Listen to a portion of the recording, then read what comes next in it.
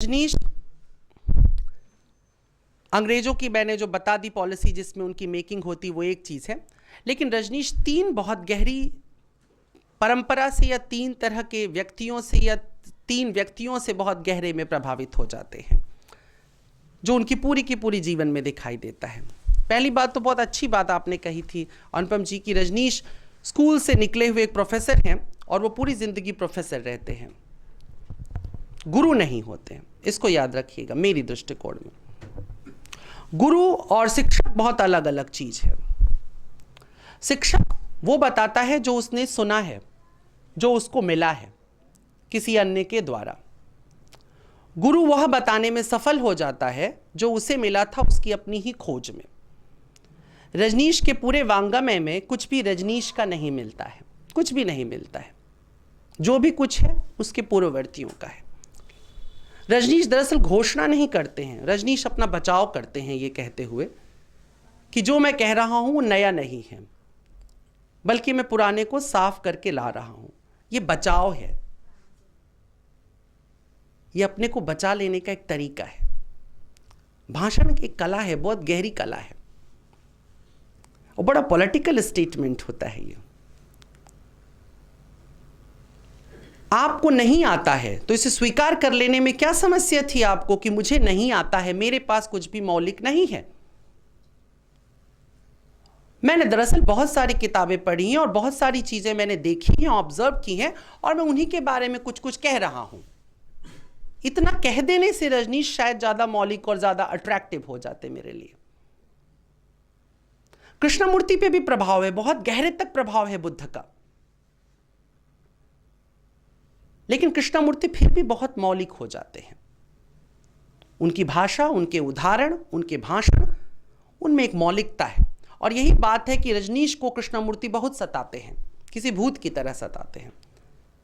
कृष्णमूर्ति के पूरे साहित्य में कहीं रजनीश का नाम नहीं है, लेकिन रजनीश के पूरे साहित्य के अंदर कृष्णमूर्ति 50 बार आवृत्त होते हैं, घूमते हैं।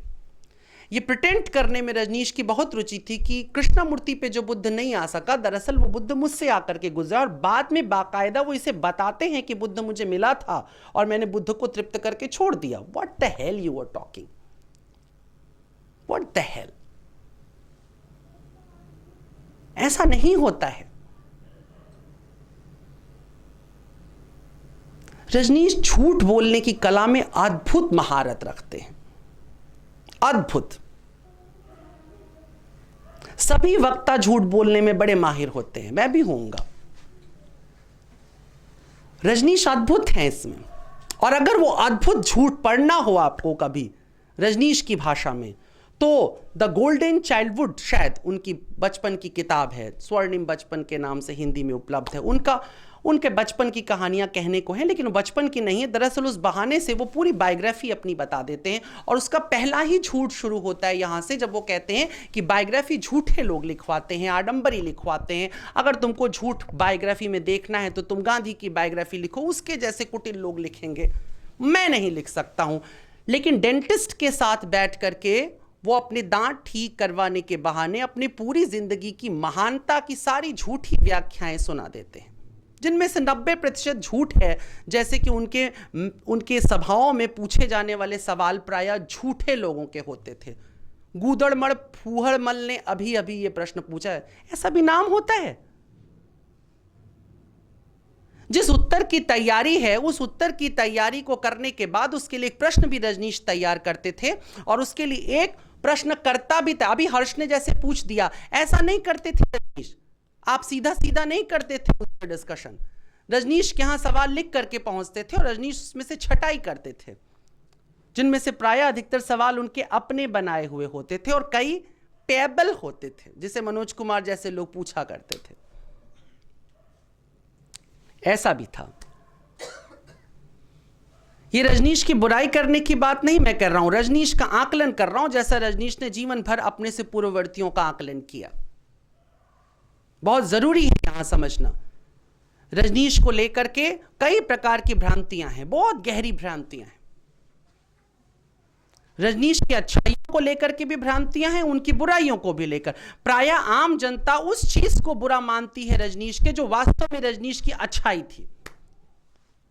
और उस चीज को रजनीश ये अच्छा मानते हैं जो दरअसल रजनीश की प्रॉब्लम थी, उनकी समस्या थी।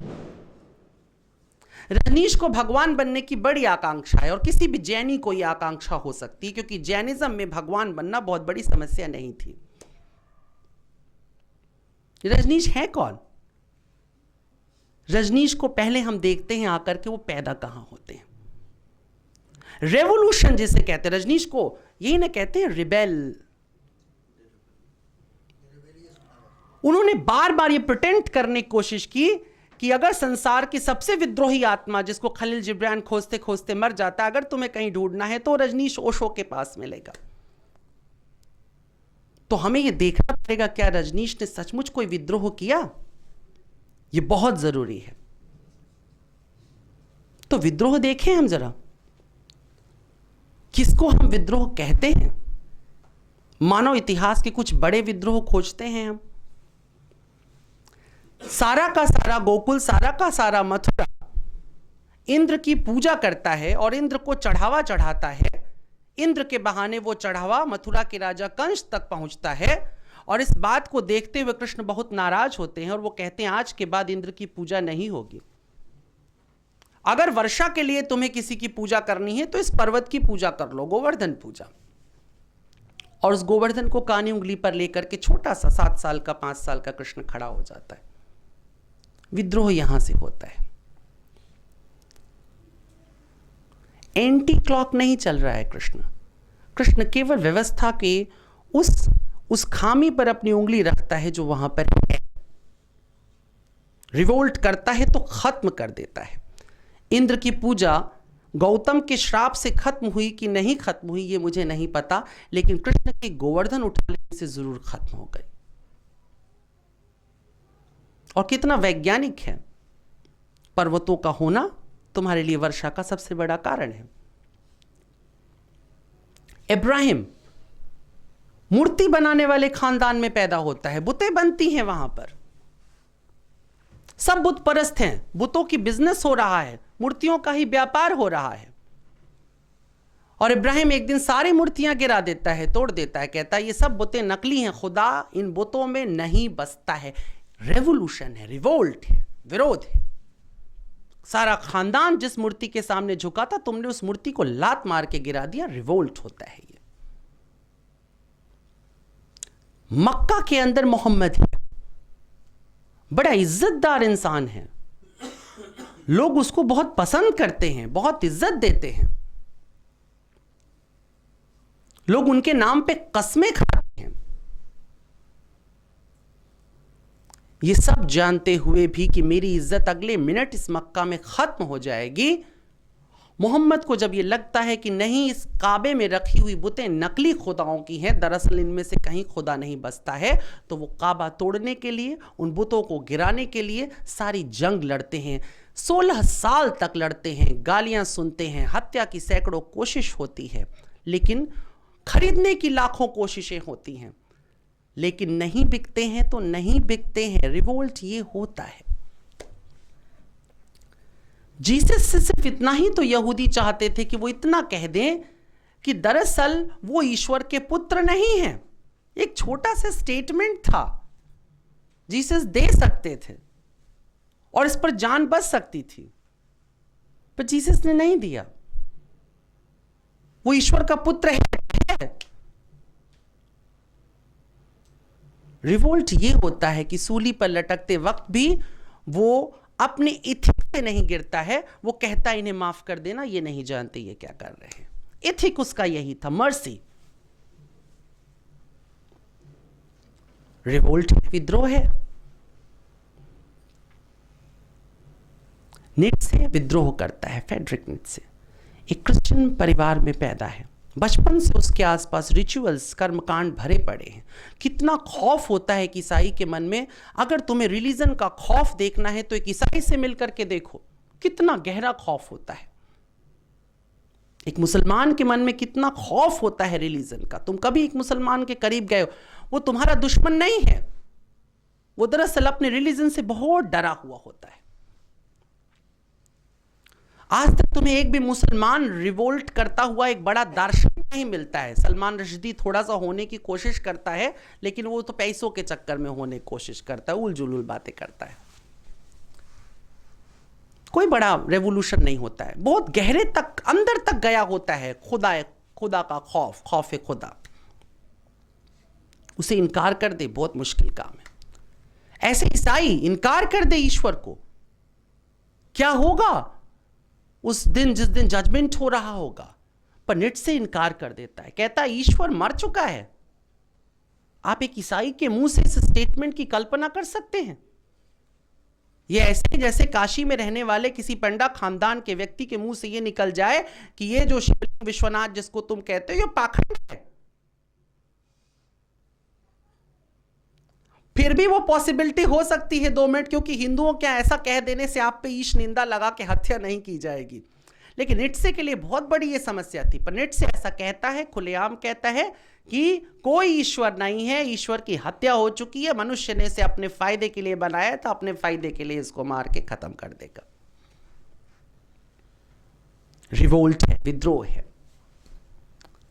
रजनीश अपने एक भाषण में कहता है कि निट्से ने कहा कि ईश्वर मर चुका है, पर निट्से यह नहीं बता पाता है कि ईश्वर को मारा किसने। मैं बताता हूं ईश्वर को किसने मारा, ईश्वर को मैंने मारा। कितना तालीपीटू स्टेटमेंट होगा ये। बहुत सारे लोग इस बात को लेकर के बड़े रजनीश की प्रशंसा करते हैं कि उसने इतनी बड़ी हिम्मत दिखाई। जब पहली बार मैंने ये बात किसी प्रोफेसर के मुंह से सुनी थी तो फर्स्ट टाइम मुझे भी लगा कि ये बहुत हिम्मत की काम है, बहुत हिम्मत का। लेकिन जैसे ही 2 मिनट के बाद मेरा ख्याल जाता है रजनीश के जन्म के पीछे, चंद्रमोहन जैन, तो मैंने कहा ये तो कोई रिवोल्ट ही नहीं हुआ, क्योंकि जैनिज्म में तो ईश्वर है ही नहीं। ईश्वर की कोई मान्यता जैनिज्म में नहीं है। तो जिसके घर में बचपन से ये सिखाया गया है कि ईश्वर होता ही नहीं है, अगर उसने ये कह भी दिया कि मैंने ईश्वर की हत्या कर दी, तो जरा तुम बताओ कि उसका दिल कपेगा, कि उसका दिमाग कपेगा, कि उसका हाथ कपेगा? कोई रिवोल्ट नहीं है। और जब फियर ही नहीं तुम्हारे सामने कभी आया, कोई बैरियर ही नहीं आया, तो तुमने रिवोल्ट कहां किया? ये कह करके मैंने अगर ये कह दिया तुम्हारे पिता को, और मैंने तुम्हारे सामने खड़े होकर के अगर इतना कहा कि तुम्हारा पिता मेरा पिता नहीं है, तो इसमें कौन सी बड़ी बात है? तुम्हारा पिता मेरा पिता नहीं है, ये कोई बात ही नहीं है। It's totally worthless. ये केवल जबान का एक खेल है। सही समय पर सही टैगलाइन, एक पंच मार देना, और उस पंच को बहुत खूबसूरती के साथ रजनीश ने मारा कि मैंने ईश्वर की हत्या कर दी, उस ईश्वर की जो जैनियों में कभी था ही नहीं। रिवोल्ट। रजनीश राम पर बात करते हैं, इसलिए मत सुनना कि मैं हिंदू हूं, मैं बिल्कुल हिंदू नहीं हूं। रजनीश राम पर बात करते हैं और कहते हैं कि राम नहीं, दरअसल रावण श्रेष्ठ था। बहुत कम राम पर अच्छी बात की उन्होंने। राम लंपट था, उसका सबरी से इश्क चलता था, शबरी जवान थी। भाषण है रजनीश के, कभी भी आप इसे सुन सकते हो, यूट्यूब वगैरह पे मिल जाएगा, आपको किताबों में मिल जाएगा। लंपट था, उसका शबरी से इश्क चलता था। चूंकि राम भक्तों को यह अच्छा नहीं लगेगा कि यह बात ओपन हो जाए, इसलिए वो शबरी को बूढ़ा दिखाते हैं और ये बताने की कोशिश करते उन्होंने जूठे बेर खाए थे, पर दरअसल वहां पे उनके कुछ शारीरिक संबंध थे, कुछ गड़बड़ घोटाला था। और सीता जो थी उसकी अग्नि परीक्षा तो राम ने ले ली, अपनी अग्नि परीक्षा क्यों नहीं दी? निश्चित रूप से उन्मुक्त होती महिलाओं को यह बात अच्छी लगेगी सुन करके, बहुत बढ़िया लगेगी। क्या बकवास है, कहां से पढ़ा तुमने ये? रजनीश कहता है कि स्वयंवर में दरअसल रावण ही धनुष तोड़ने वाला था। धनुष तो उसका था, शिव का धनुष था, रावण को तोड़ देना था, लेकिन तोड़ नहीं पाया। क्यों? वाल्मीकि रामायण में कहीं नहीं ऐसा लिखा है, तुलसी रामायण में कहीं नहीं ऐसा लिखा है, इसको याद रखना। लेकिन फिर भी ये बात रजनीश अपने भाषण में कहते हैं, जो दावा करते हैं कि उनकी हर बात स्कॉलर की तरह परफेक्ट होती है, कितने झूठ बोले हैं रजनीश ने उस ग्राउंड पर, जिस ग्राउंड पर हम स्क्रिप्चर उठा रहे हो। एक स्क्रिप्चर तो सही सही बोलो।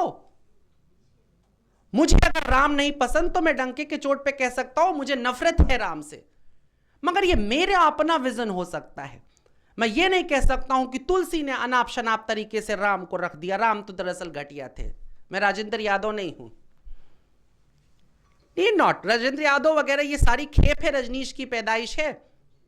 रजनीश इन सब के बौद्धिक गुरु हैं। बहुत अच्छी बात आपने कही थी, लोग उनको भाषण में इस्तेमाल कर, आपने कही थी लोग अपने भाषणों में रजनीश के टुकड़े चुरा करके ले जाते हैं और तालियां बटोर करके ले आते हैं, रजनीश का नाम नहीं लेते हैं।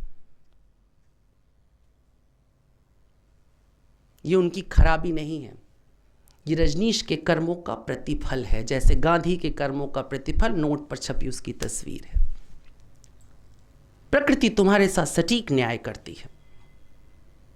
रजनीश ने भी सबको मिला जुला करके हलवा बना करके अपने नाम पे परोसा है। कोई उठता नहीं है रजनीश के सामने से, सब टुच्चे हैं। देखो ये वाक कला है, बोलने की एक अद्भुत कला है। बहुत गहराई से जब किसी को भी सुनो या पढ़ो, मैंने 1000 बार कहा है कि जीवन को बदलने के लिए कोई एक पुस्तक बहुत होती है। जिसने 1000 पुस्तकें पढ़ी वो गधा होगा। 1000 पुस्तकों में उसे क्या मिलने वाला था? एक पुस्तक बहुत थी बदल देने के लिए जीवन को। मैं महान पुस्तकों की बात कर रहा हूं, मैं चेतन भगत के नॉवेल्स की बात नहीं कर रहा हूं। वो 1 लाख भी पढ़ लोगे तो कुछ नहीं बदलेगा। बोध युग तुमने पढ़ लिया, तुमने महावीर को पढ़ लिया, तुमने समय सार पढ़ लिया। अब और कुछ पढ़ने की जरूरत थी? नहीं जरूरत थी। क्यों पढ़े तुमने इतनी किताबें? ये डस्टबिन क्यों तुमने बनाया अपनी खोपड़ी के ऊपर? क्योंकि तुम्हें बहुत सारे उदाहरण जुटाने थे, एग्जाम्पल जुटाने थे। सूत्र तुम्हारे पास थे नहीं बताने के लिए, तो तुम किस तरह बात करते? तो तुमने क्या कहा? तुमने कहा कि रावण नहीं, राम लंपट है। वो क्या करता है? वो जाकर के रावण से कहता है रावण तुम्हारी लंका जल रही है, और रावण भागा भागा। अरे यार, इतना बचकाना भी कुछ होता है? रावण इतना बड़ा तांत्रिक, इतना बड़ा राजा, वो आके खड़ा और राम उससे जाके चुपके से कहता है तुम्हारी लंका जल रही है, और रावण को भागना पड़ता है, और इधर जाकर तुरंत तोड़ देता है राम जाकर के धनुष। खेल है ये। मगर अगर तुम जैनियों की रामायण पढ़ोगे तो यही सब मिलेगा। तो क्या सुना रहे थे तुम बैठ करके? तुम जैनियों का पॉइंट ऑफ व्यू रख रहे थे केवल वहां पर। तुम राम पर विवेचना नहीं करते। राम पर विवेचना करने की हैसियत होती तो तुम वाल्मीकि रामायण को उठा करके ये बात कह रहे होते, लेकिन तुम ये नहीं कह सकते थे, इसलिए तुम टुकड़ों में बात करते हो। राम को तो छोड़ ही दिया, राम पर तो ज्यादा बोला ही नहीं। जब भी बोला कुछ अशुभ ही बोला राम के बारे में रजनीश ने। लंपट था, बेकार था, झूठा था, फलाना था, दिमागा था। क्यों? क्योंकि जैन परंपरा में राम को बहुत गाली दी गई है, बहुत सारी। बुद्ध परंपरा में भी बहुत राम को गाली दी गई है। रामायण की सब ऊट पटांग सारी कथाएं बनाई गई हैं। बुद्ध ने नहीं सुनाई ये कहानियां, ना तो महावीर ने सुनाई है। ये वो जो लड़ाइयां हुआ करती थी शासकों के बीच में, उनमें कहानियां, जैसे आजकल एक कहानी चलती है, सब जगह वीडियो में भी घूमती रहती कि काबे में काबेश्वर महादेव बैठे हुए। ये बकवास कहानियां आप बनाते हैं और चला देते हैं बाजार में अपने राजनीतिक उल्लू सीधा करने के लिए। इसका कोई अर्थ नहीं है। इससे बाहर आना चाहिए ह्यूमैनिटी को। रजनीश मुझे बहुत अच्छे लगते अगर ऐसा कुछ वो ना कर रहे होते तो, पर रजनीश ऐसा करते हैं। रजनीश बड़े शान से ये कहते हैं कि मैं किसी भी व्यक्ति की तारीफ भी करता हूं और मैं उसकी बुराई भी करता हूं। वो अच्छी बात है, किसी भी अच्छे व्याख्याकार के पास ये कला होनी चाहिए। मगर उसके बाद, उस अच्छाई बुराई के बाद किसी एक जगह रुकोगे, कुछ तो बताओगे।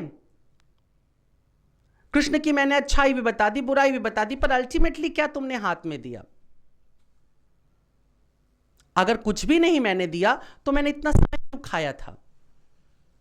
ये वक्त मुझे बर्बाद नहीं करना चाहिए था अपना और तुम्हारा। हास्यास्पद बात है, रजनीश कहते हैं कृष्णमूर्ति के लिए, मजाक उड़ाते हुए कहते हैं कि कृष्णमूर्ति कहते हैं कि किसी को गुरु बनने की जरूरत नहीं है, अगर गुरु बनने की जरूरत नहीं है तो कृष्णमूर्ति तुम इतना बोलते क्यों हो, रजनीश कहते हैं कृष्णमूर्ति से उस जमाने में। कृष्णमूर्ति क्यों बोलते हैं वो एक अलग व्याख्या है। बड़ी बात यह है कि तुम भी यही दावा करते हो कि मैं नहीं चाहता हूं कि कोई व्यक्ति उंगली पकड़ ले वो चांद को देखे। फिर इतनी उंगली काहे को किए हुए थे पूरी सोसाइटी में? ये जरूरत नहीं थी, उंगली तो पकड़ी जाएगी ना, कैसे छोड़ दी जाएगी? कृष्णमूर्ति अपनी बात करता है, पावर एक्सप्रेशन का नाम है। ताकत जब पैदा होती है तो एक्सप्रेस हो जाती है, तुम उसे छुपा नहीं सकते हो, कभी नहीं छुपा सकते हो। फूल खिलेगा तो खुशबू आ जाएगी। कृष्णमूर्ति के भीतर जो बात उभर रही है उसे कहीं तो एक्सप्रेस होना था। तो उन कुछ लोगों में जिन्हें वो समझते थे कि शायद ये मेरे हमनवा हैं, इनसे बात हो सकती है, कृष्णमूर्ति ने बात की। तो जब वो ये कहते हैं कि मुझे फॉलोइंग की जरूरत नहीं, तो उनके जीवन की बहुत सी घटनाएं इस बात की पुष्टि करती हुई लगती हैं कि हाँ, शायद कृष्णमूर्ति फॉलोइंग नहीं चाहते थे।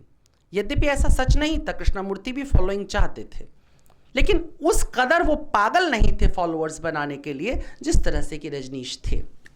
इसलिए कृष्णमूर्ति बहुत सारे गिमिक का इस्तेमाल नहीं करते, कुछ एक गेम बस और कृष्णमूर्ति तैयार।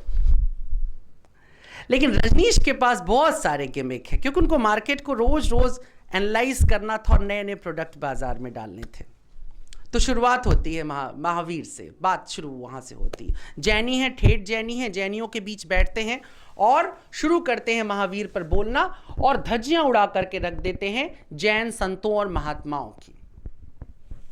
अच्छा लगता है सुनने में, ये रिवोल्ट लगता है, ये विद्रोह लगता है कि जैन संतों और महात्माओं के एक जैन व्यक्ति ने इतनी आलोचना की। मैं आपसे कहता हूं, प्लीज जाइए और वापस से रजनीश के उन शुरुआती भाषणों को पढ़िए जो उन्होंने महावीर के संदर्भ में दिए हैं। अगर उन्होंने एक रेशे मात्र का भी जैनिज्म का अपमान किया हो तो मैं अगले दिन से बोलना बंद कर दूंगा। रेशे मात्र का, जैनिज्म के खिलाफ एक रेशे के बराबर भी रजनीश ने कभी नहीं बोला।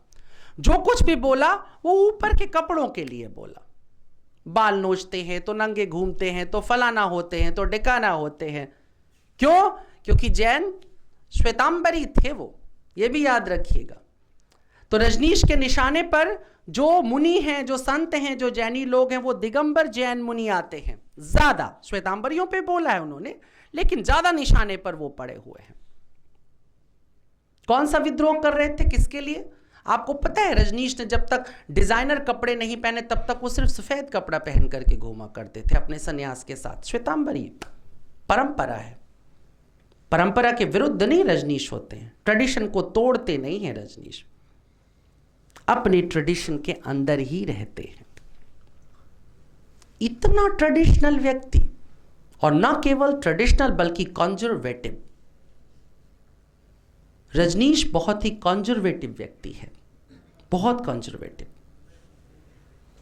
तुम्हारे बाहर निकलने के लिए, तुम्हारे ब्रॉड माइंडेड होने की निशानी यह होती है कि तुम हवा तो आने देते हो, तुम स्पेस तो देते हो, तुम देखते तो हो मैं बड़ा अच्छा बोलता हूं, पर इसका मतलब यह नहीं हो सकता है कि मेजर साहब नहीं अच्छा बोल सकते हैं, साकिब नहीं बोल सकते हैं, हर्ष नहीं बोल सकते हैं, आप नहीं बोल सकते हैं।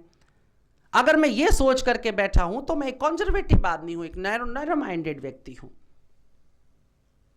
दुनिया बहुत बड़ी, इन्फिनिट में बिखरी पड़ी है। हम में से क्या कोई, क्या रजनीश, कोई क्या नील आर्मस्ट्रांग की वो एक्सपीरियंस लेकर के आ सकता है, बता सकता है कि चांद पर किस तरह का साइलेंस था? हम में से कोई नहीं बता सकता है कभी। तो वो उसकी थाती है, हमें सुनना पड़ेगा, हमें बिलीव करना पड़ेगा कि चांद पर जाने वाले अपोलो से उतरे हुए लोगों के एक्सपीरियंस उनके बहुत मौलिक हैं, ओरिजिनल है। हमको तब तक बिलीव तो करना ही पड़ेगा जब तक हम चांद पे नहीं जाते हैं। रजनीश कहते वशिष्ठ विश्वामित्र ये एजेंट हैं ब्राह्मणों के, जिनके प्रोटेक्शन के लिए राम ने लड़ाई लड़ी थी, इसलिए राम एक निरंकुश और धूर्त शासक है। वशिष्ठ ने 120 ऋचाएं दी हैं वेद को, 120 ऋचाएं। किसी भी ऋषि ने इतनी ऋचाएं नहीं दी, इतने मंत्र, इतना बड़ा मंत्र दृष्टा ऋषि नहीं हुआ। और हर एक ऋचा करोड़ों करोड़ रजनीश पैदा करने की ताकत रखती है, करोड़ों करोड़। और आप कहते हैं वो ब्राह्मणों के एजेंट हैं। कुछ तो होना चाहिए था अच्छा, कुछ तो। गांधी कूटनीतिज्ञ था, पापी था, आपने कहा, रजनीश ने कहा है वो कूटनीतिज्ञ था, पापी था, झूठा था, आडंबरी था, स्त्री लोलुप था। आप कौन थे? सत्य के प्रयोग पर आपने खूब व्याख्याएं दी गांधी के, कि वो स्त्रियों के साथ सोते थे, नग्न सोते थे, ये करते थे, वो करते थे, दिस दैट, ऐसा वैसा। आप क्या करते थे? आप ये दावा करते हैं कि मैं इस जीवन में अखंड ब्रह्मचारी हूं, मैंने इस जीवन में स्त्री को स्पर्श नहीं किया। स्त्रियां मेरे आसपास रही हैं, मेरी मित्रता उनसे रही है, लेकिन मैंने स्पर्श नहीं किया। कौन प्रमाणित करेगा? किस अग्नि परीक्षा में बैठ करके आपने इसे प्रमाणित किया था? आपकी ही सेक्रेटरी शीला आपको छोड़ते समय सैकड़ों आरोप लगाती है आप पर। पुस्तक उसकी भी उपलब्ध है बाजार में, कि आप एक तरह का हाईटेक स्पिरिचुअल वैश्यालय चलाया करते थे। क्यों ना हम शीला को माने? मैं मान नहीं रहा हूं, लेकिन मैं कह रहा हूं क्यों ना हम माने।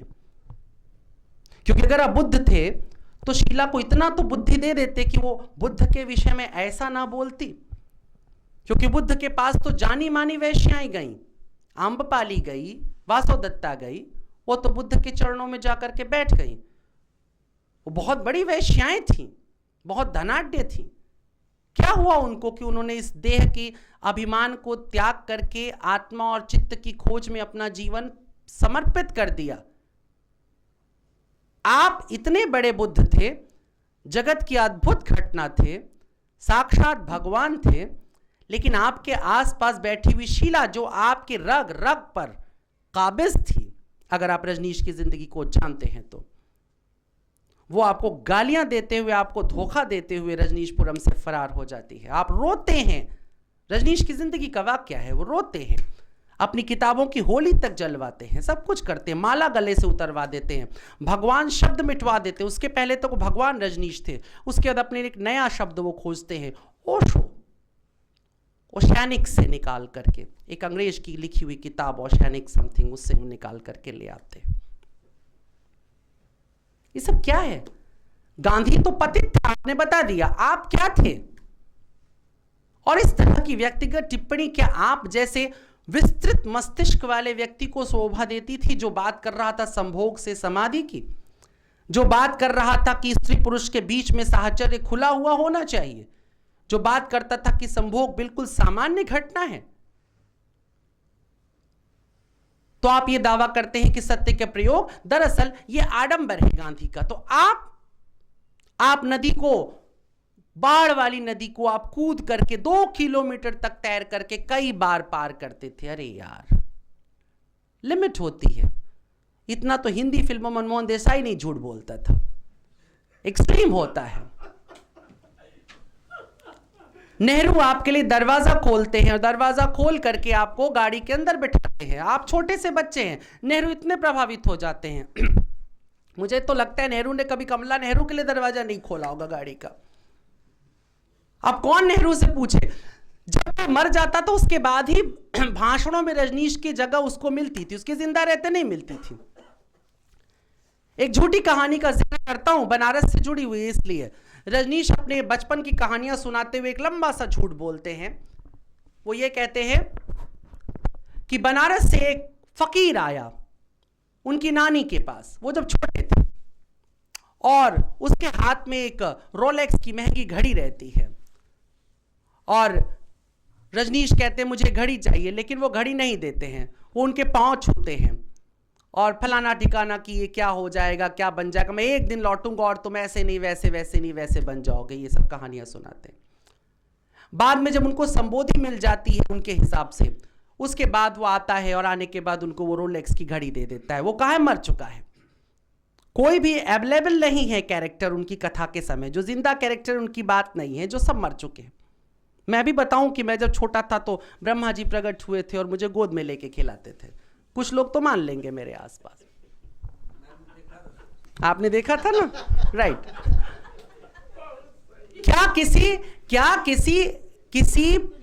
किसी प्रगतिशील, किसी प्रोग्रेसिव, किसी बिखरते हुए, किसी महकते हुए व्यक्ति को इतने आडंबरों की आवश्यकता थी अपने को स्थापित करने के लिए? कहने को तो लता मंगेशकर भी ये अपनी कहानियों में डलवा सकती थी कि जब मैं पैदा हुई थी तो मेरे हाथ में वीणा का चिन्ह बना हुआ था, बोल सकती थी। ये क्या है?